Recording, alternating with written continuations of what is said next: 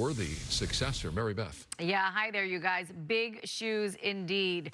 Governor Newsom has promised that he will appoint a black woman to fill the seat, and we spoke to a political expert about who he thinks are some likely choices. I ask that the Senate observe a moment of silence in honor of Senator Dianne Feinstein.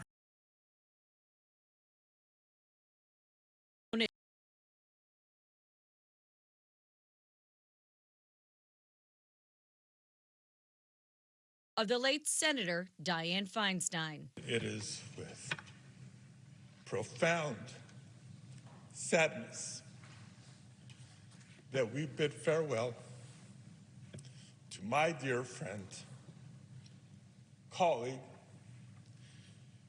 and outright champion for the state of California. The 90-year-old Democratic senator from California died overnight at her Washington, D.C. home. Just yesterday, she cast what would become her final vote on the Senate floor. Mrs. Feinstein, aye. President Joe Biden, who served alongside Feinstein in the Senate for more than a decade, paid his respects. She was a historic figure, trailblazer for women, and a great friend.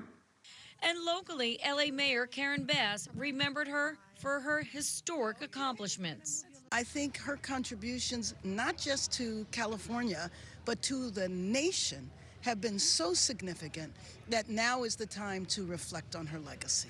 Well, many are doing just that.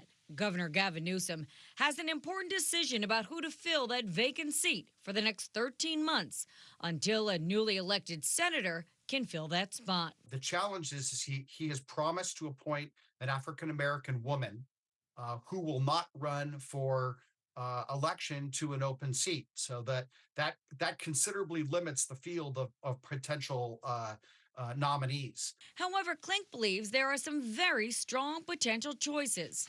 London Breed, the San Francisco mayor, Shirley Weber, California Secretary of State, and our own Holly Mitchell, Los Angeles County Supervisor.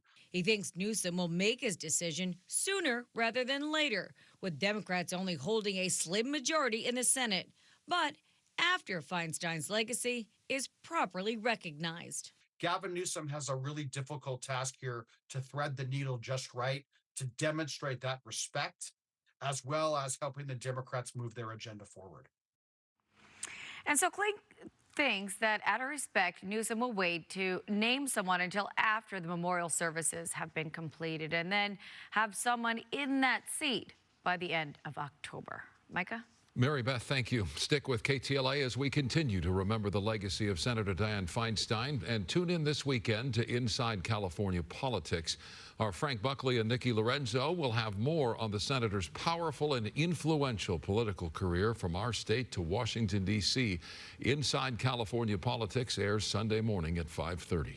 All right, other news tonight. It was a notorious drive-by shooting on the Las Vegas Strip that sparked conspiracy theories and a decades-long investigation. But tonight, a suspect is behind bars, charged in connection with the murder of Tupac Shakur, nearly 30 years after his mysterious death. KTLA's Rachel Menitoff has the latest on the man accused of ordering the hit on the legendary rapper.